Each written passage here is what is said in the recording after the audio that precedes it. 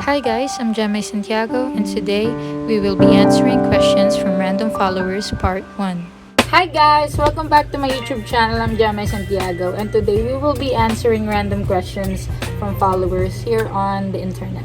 Paano maglambing ang isang JEMAY Santiago? Pusa kitang lalapitan and then I'm gonna hug you and then I'm gonna kiss you. Pag hindi ako nakontento, sisingit ako sa lahat ng singit mo. Singit mo sa hita, likili, sa leeg, sa alam mo na.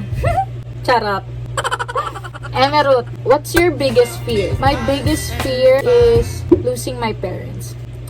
That will hurt me a lot and I think I'm gonna be really depressed. I can see it already and I'm not so ready about it yet. My parents are already old, but I just hope, wish, and pray to God na God will give them the longest life He could ever give them. Kasi I just wanna take the moment na makasama na nga sila and magawa lahat ng kagustuhan nila. If you want to say sorry to someone, who will it be? I think it will probably be myself. I've always chosen peace over revenge. I've always chosen peace over war. And a lot of people taking advantage of my kindness. Like I would remain in silence to protect my peace, to keep the situation simple. But people always have something to say. But I say none. I leave the conversation hanging when it's no longer serving me respect. I leave the table right away. Even if I didn't do anything wrong, I'd still say sorry just to end the conversation, to solve the situation for these people. It's just time consuming and I just don't really want to waste my time consuming my energy to the wrong people, explaining who doesn't even bother to be corrected when in fact you're the only one who's willing to listen and agree. My energy belongs to and goes to the right people only, since I respect myself too. I don't want these people to go through the same thing I went through. I felt like the people in the past that I've dealt with weren't accountable of their mistakes towards me. They left me hanging. I was depressed all along and I was still waiting for their sorries, for their apologies. I really felt like I wasn't really heard, seen, and felt the whole time. They wouldn't even put themselves in my shoes. They wouldn't even try. The only thing I don't want about people is that they talk about me. The times that I was really pure, I was showing nothing but genuinity. I'm being stabbed in the back. I'm being talked about, which I really hate. When someone makes a mistake, the right thing to do is approach them and correct them privately. But the point here is, people always like to make rumors and add up stories. There, my reputation gets fucked up. That's why I needed to detoxify these people. And I just feel sorry about myself because there are things that are never talked about. Those are some unfinished business that sometimes goes back to my head and gets stuck in my head. My sadness starts there.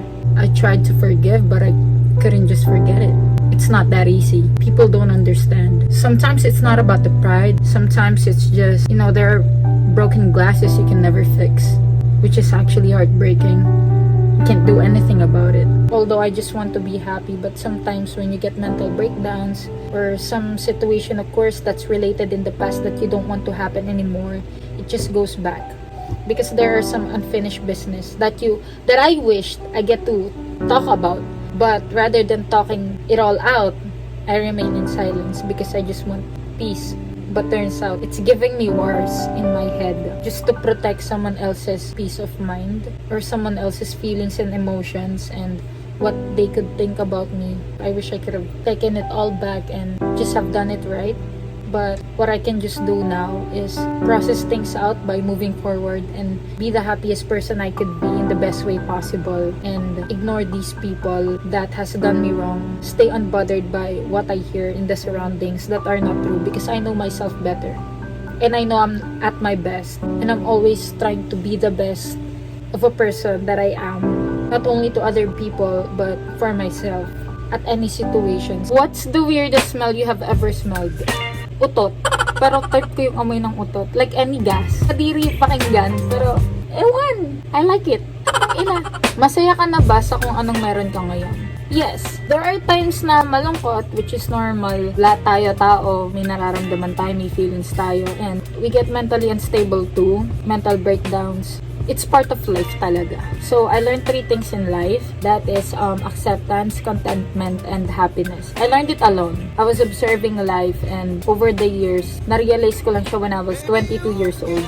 And kung sino man yung nakakausap ko, I'm very close with, ito lang yung lagi kong pinapaalala. You need to learn the definition of acceptance, because when there's acceptance in life or with everything that's going on around you, there is contentment. And when you find contentment, you find happiness as well.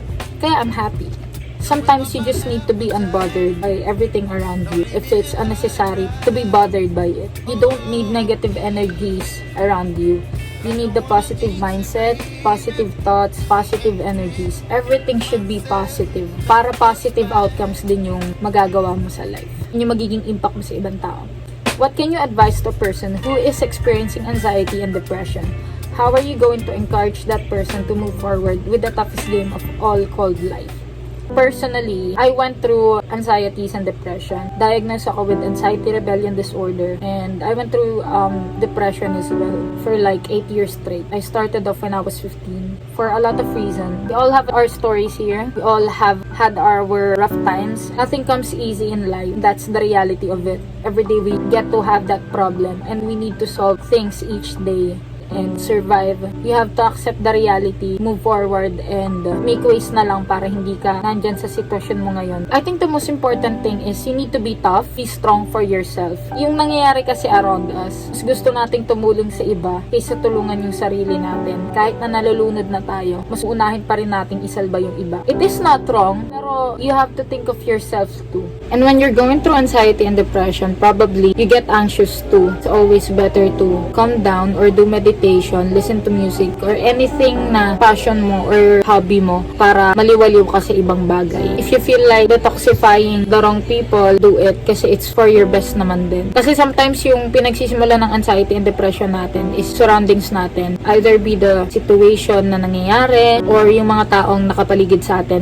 We cannot really control what's happening around us, but we can make a change out of it by moving out from that specific situation, making a better life. Kasi choice siya eh. If you stick around with that situation, magkaka-anxiety ka talaga, madedepress ka ng tuluyan. But if you get out of that, then baka mahanap mo yung para sa'yo talaga, yung makakapagpasaya sa'yo and makakahanggal ng anxiety and depression mo. You need to detoxify people that's not best for you, no matter how much you love them. If sila yung cause ng anxiety and depression mo, leave the table. You deserve respect and you deserve peace of mind. You deserve care too. You deserve happiness. You deserve everything in the world this world can't give. If this world cannot give it to you, at least give it to yourself. Yeah.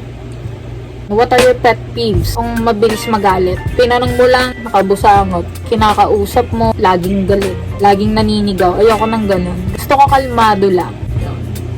Dapat masaya lang, happy lang. Kasi yung negative energy ng tao, negative vibe nila, nakakahawa. So turns out, magiging ganun ka na din. First move idea, Lods. I want everything to flow naturally.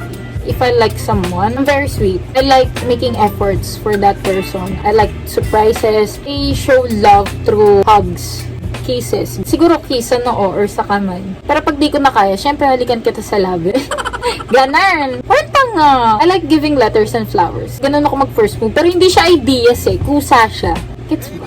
Does it make sense? Yep, I got tired editing. So I'll see you in my next vlog.